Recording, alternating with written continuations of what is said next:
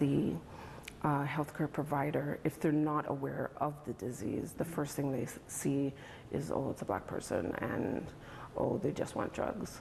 That's the main thing that's been going on for decades. Universal health care is something that is oftentimes celebrated around the world, but is this a system that treats everyone equally? Some Canadians are finding out that the quality of care can sometimes depend on the color of their skin. Stories about Ontario's healthcare system, like Serena Thompson's, have been heard before.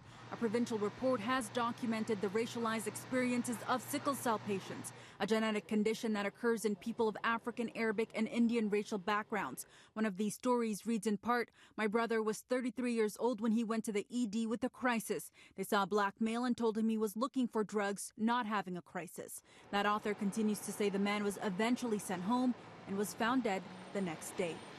Racism is systemic, and to believe that the healthcare system isn't like every other major mainstream system that is dealing with systemic racism is very naive. The Ontario government tells City News racial inequities in the healthcare sector are most often indirect, subtle, and systemic.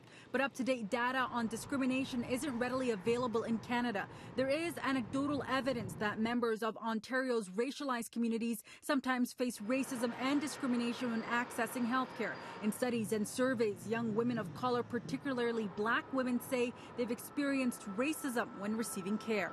And almost 85% of them reported things like being called racist names by healthcare providers, racial slurs, unwanted sexual conduct, even things like being charged more for services, and when they checked with their white friends, they had a different experience. We asked the Ministry of Health and Long-Term Care if it collects race-based data. A spokesperson says that information is not yet systematically collected across Ontario. The ministry also told us that the province plans to start collecting race-based data. It is not clear yet if that will also include the health sector. That is a racial bias. You're not concerned about the health care of every individual. You just want to make general statements. Toronto is, however, leading the way in what is described to be a groundbreaking first in Canada with a project that measures patient equality. In 2012, a group of 32 Toronto hospitals and clinics banded together to begin collecting patient demographic data to start tackling health equity across the system.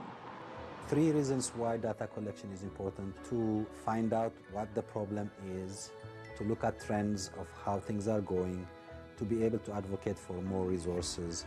Since 2013, the group has been asking clients to fill out this questionnaire about race, ethnicity, and sexual orientation. It's a project led by Mount Sinai Hospital and supported by healthcare providers throughout the city. This data has already been proven useful to hospitals and clinics throughout the city. Ahead, I'll tell you how it's being used. I'll also tell you what the data says about the medical needs of particular minority groups here in the city. Canada's history of multiculturalism has made it not as responsive to naming race and racism. And as a result, Canada, I would say, lags behind even the US around collecting race-based data and talking about the impact of racism in accessing health care. We've been talking about racial biases in Canada's healthcare system. There's been a real push from advocates to encourage governments to start collecting race-based data at medical facilities, but it's something the City of Toronto has already been doing. This initiative is saying if you're going to use the language of health equity, then we need to have evidence that speaks specifically to health disparities. Since 2012, more than 24 hospitals and health centers in the city have banded together to tackle health equity across the system by collecting patients' socio-demographic data, something that hasn't really been done at this level before. We felt that there was a real gap in data that speaks to measuring and or monitoring disparity in access, quality of care, health outcomes for racialized folks, low-income folks in the city. As of 2017, over 435,000 clients have responded to the voluntary questionnaires, and already health facilities say they're benefiting from the data.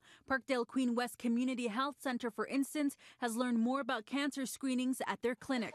where we see that low-income women, racialized women are lower screening is then we target strategies. We develop targeted strategies to increase the screening rate in those populations. The Ministry of Health and Long-Term Care says race-based information is not yet collected province-wide, but there is research on Indigenous and racialized communities. Indigenous peoples are said to face some of the worst health prospects in the province, including prevalence of diabetes, while Black Canadians are disproportionately affected by HIV/AIDS, mental health issues, heart disease, and strokes. That community, along with South Asian groups, also have the highest rates of diabetes. Women's Health in Women's Hands Community Health Center has also been collecting its own data for 25 years, saying on average, Black women go see a doctor only when the effects of their chronic illnesses are in advanced stages. Nobody is ringing an alarm. No one's even informing the community of those prevalence rates. No one's even saying, let us redirect resources to look at what does this community need to address that health issue.